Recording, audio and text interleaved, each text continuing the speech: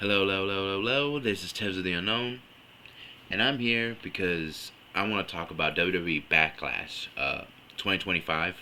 It's going to be in St. Louis, Missouri, Randy Orton's hometown. Um, it's only going to be 5 matches, um, so it might be a bit shorter for pay per view or PLE as it's called now. But it could really, I think it could be a pretty good one. There's no Jey Uso versus Gunther for anybody that wants to know um, why it's not on the match card or why they haven't announced it is because they're going to have it on the Saturday night's main event on the 24th of May. So that's why they moved it. So yeah, I wanted to get on here to talk about each and every match um, and have my prediction of what could happen. So let's go ahead and jump right into this. It's been a long night, but I really wanted to get this one in. So here we go. First things first, Pat McAfee versus Gunther. Now, this kind of stemmed from what happened on Monday Night Raw, uh, the Raw after WrestleMania. After Gunther had that match with Jey Uso, I was happy for Jey winning the title, but it was kind of an underwhelming match. But it is what it is. Gunther tapped out. Not happy about it. He was not happy about Jey having his celebration. He started crashing out, and he tried to choke out Michael Cole after he pushed Pat McAfee. But Pat, sticking up for his boy, defended him and punched Gunther gave him a forearm to the face. Gunther was not having that. Everybody started coming out, but didn't help matters much because then Gunther went out and choked Pat. Pat's boys jumped the barricade, tried to get through, and everyone was stopping Pat's boys, but it was kind of funny because they were more interested in stopping those guys from getting involved. And only like 30 guys out of probably what I counted was like 7 or 8 guys holding off Pat's guys, and only 3 guys trying to stop Gunther from choking out Pat. And man, Pat's face was just like purple.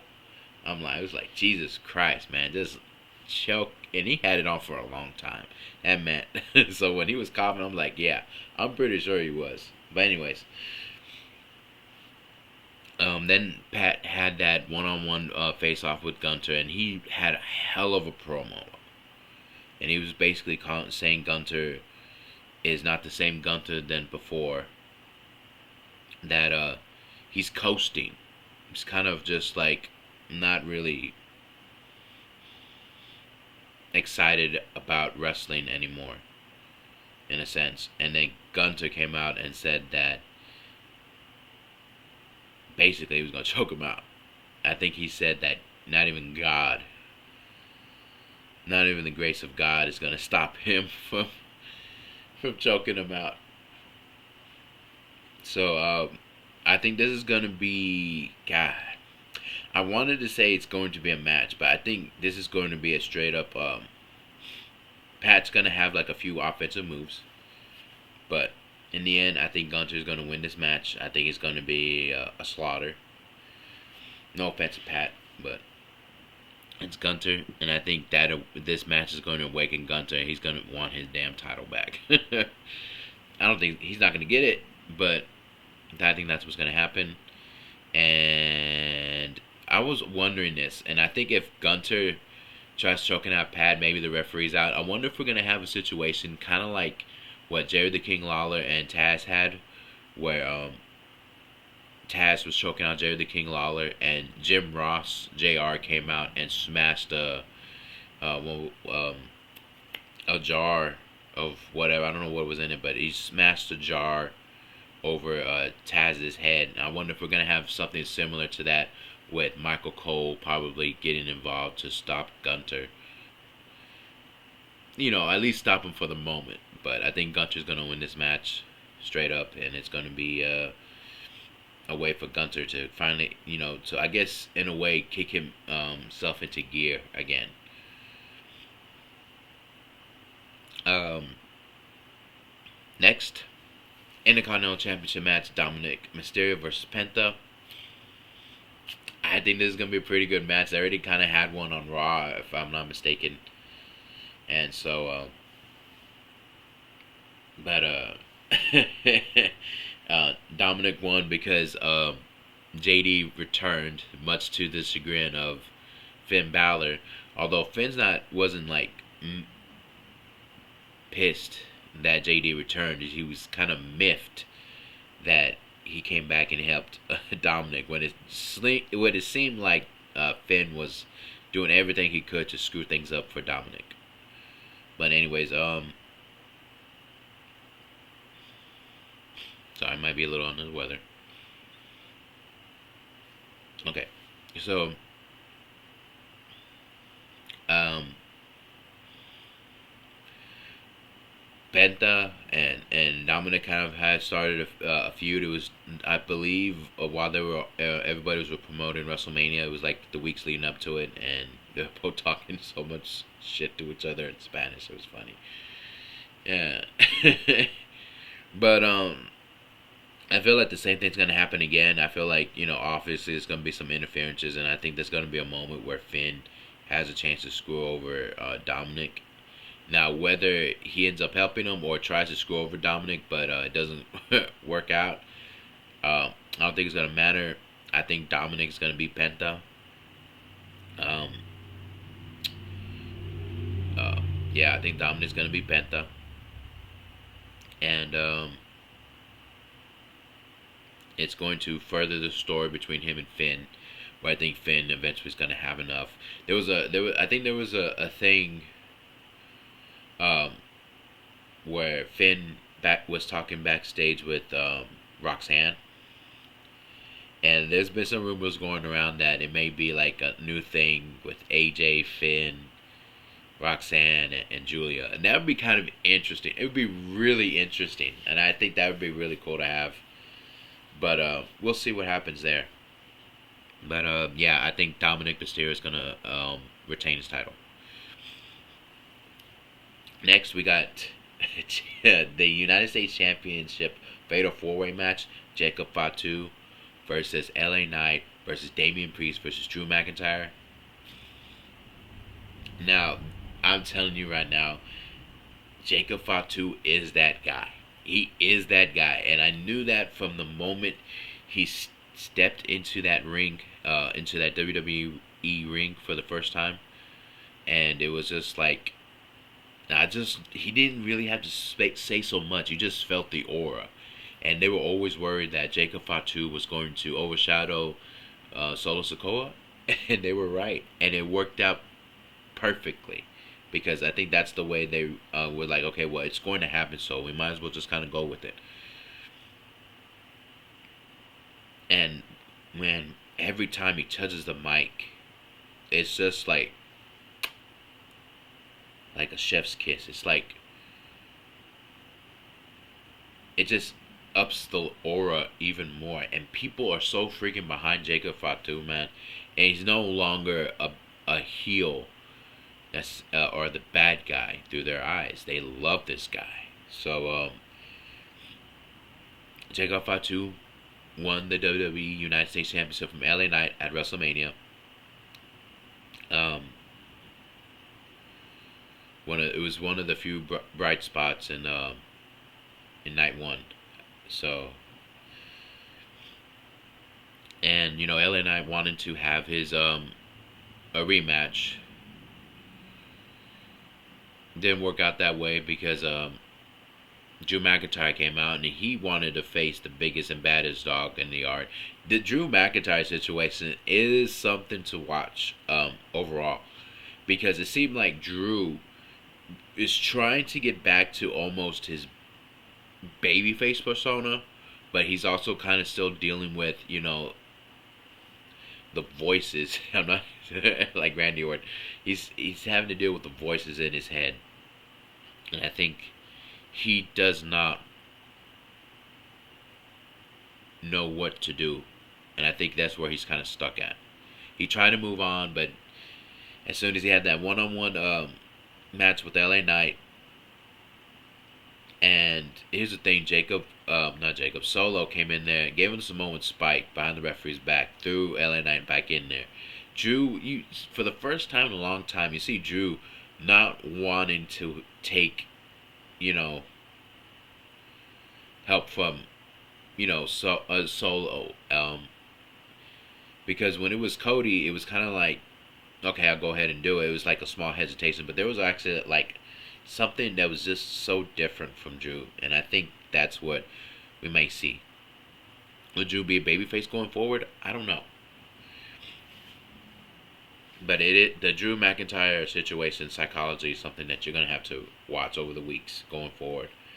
But anyways, Drew was going to win against LA Knight, but then Damian Priest came in and interrupted the whole thing, and then Jacob Fatu just laid everybody out. But on this past SmackDown, which I have to say, SmackDown was really good to me. It had a lot of great matches, and I thought it was a pretty good um, final SmackDown for Backlash. But anyways, um, it was Fatu and Solo versus Priest and LA Knight, and of course, it was a whole thing with Priest and Knight couldn't really get along, and so it was a whole thing, and Priest, LA Knight, they won because LA Knight pinned Solo. But then they started fighting amongst themselves, and Jacob laid them both out, and Jacob was celebrating a little too early, and Drew McIntyre dropped him with the Claymore and held the title up. So for me, my winner in this match is definitely going to be Jacob Fatu. There's no way. I think Solo's going to try to help, and I think Jacob will overcome that help, and he'll win for sure. So Jacob will retain. Next up, it is Lyra Valkyria versus Becky Lynch. This one was pretty cool. I think now everyone wants to talk about Becky Hogan this and Becky Hogan that. It's funny when the IWC wants to get on here and they call her Becky Hogan, but then you have other wrestlers talking about how she's helped them out, and then yet they still say, well, she still wins the matches and she still kind of doesn't really put them over. No, it's because IWC wants Becky to lose like Bayley does, like all the freaking time, and that's how you put somebody over. And that's not always how it works. Come on, let's be for real. It's like they want her to put people over the way they want her to. So it still stands that no matter how many wrestlers can come up and say how great of a person Becky is and how much she fights for them and how much she puts them over, it still won't win over a pretty vocal part of the IWC that views Becky as Becky Hogan, which is so freaking stupid. But anyways, Lyra Valkyria versus Becky Lynch. And let's be for real, Lyra has not done shit. I love Lyra, but she has not done shit. She's not, and all that changed when Becky Lynch turned on her after Lyra lost her tag team titles the day after WrestleMania, and her promo was fire. I thought she was going to struggle, almost Ricochet-ish like, but that did not happen. She really upped her promo game, and I'm like, where was this? All these, where was this fire, Lyra? When I mean, come on. But I'm pretty sure Becky Lynch wanted to have this match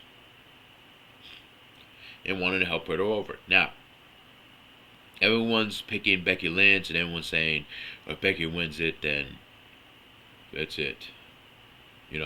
That's it. I'm so sick and tired of WWE. I'm so sick and tired of Becky Lynch. Blah, blah, blah, this and blah, blah, blah, that. Now, there's a chance she could win, and I would be happy about that. I would be happy if Becky Lynch won. But I don't think she's going to win. I'm going to give it up to Lyra Valkyria. I think Becky Lynch is going to try to do an underhanded move, and Bayley is going to come in with a save, and Lyra is going to beat Becky again. And this is going to kickstart Becky Lynch versus Bayley. and because he's been talking a whole bunch of shit about Bailey being garbage. So that's going to kickstart Becky Lynch versus Bailey, and we're going to have a fight on their hands, and Lyra can use the fire that she had in this feud with Becky and push it forward. That's what I want for Lyra. I want Lyra to push it forward. See, it's one thing if you can help people, get them off to a starting point, but you can't hold their hand throughout the whole damn process. Like, they have to do it themselves. So I'm hoping Lyra, after this match, wins this match, is still champion, that she can carry that fire going forward and really, you know, bring more of that aura that she's had with in this feud with Becky. So that's what I'm hoping for. Lyra wins due to Bailey making a save from Becky doing something underhanded, and then we're gonna get the whole Becky Lynch versus Bailey feud, most likely throughout the summer. I think that's gonna be a lot of fun. And now here we are. Last but not least, the undisputed WWE Championship match: John Cena versus Randy Orton. There's a number of ways I think this could happen, but let's be for real. John Cena wants to talk about he's going to be the last real champion in WWE, that he's going to take that title when he's done with all his dates, and he's just going to take it home with him. Said that he's going to erase the Orton legacy. Randy Orton did not like that. He's tried to. Randy Orton's gotten the drop on him every single time. So for me, I don't think John Cena's winning. I think John Cena's winning this one. I'm sorry, Randy. I love Randy, but he's just not. He's just not. He's not being John Cena. Now, there will be no Travis Scott this time, and we definitely know there will be no Rock. But could there be an R-Truth? R-Truth has been very vocal about his his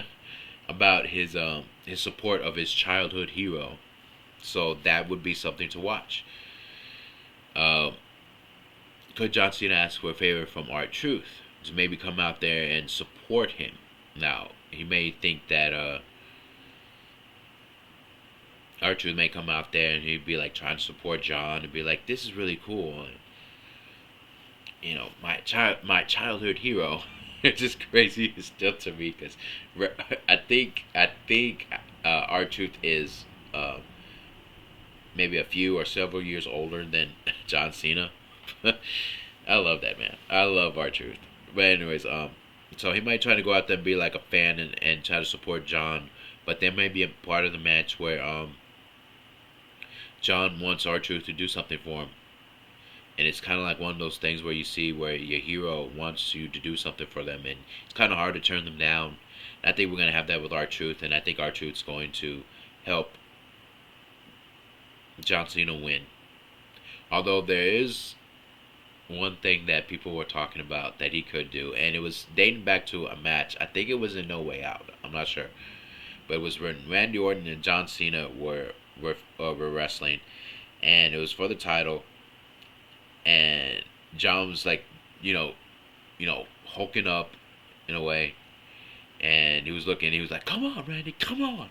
And Randy was kind of like on his knees, looking up, kind of like almost. Then he started getting in a crouching position, and the referee was right there. And I think some of y'all know because it's been floating around social media. And Randy Orton slaps the shit out of the referee, and the referee disqualifies him. And Randy Orton makes this face where he's trying not to laugh, but it's like so good, and it's so funny the way Randy Orton came up with that. I thought that was a pretty neat finish, I believe. So I wonder if we're gonna get that with John Cena, Randy Orton. John Cena slaps the shit out of the referee. They could go down that route. I don't think they will, but they could. But I think R-Truth's going to figure into this whole John Cena thing, and I think he's going to help John win, even though he may feel kind of bad about helping because it's to hurt somebody else. But I think that's what's going to happen. I think R-Truth's going to help John win this match, standing up for his childhood hero.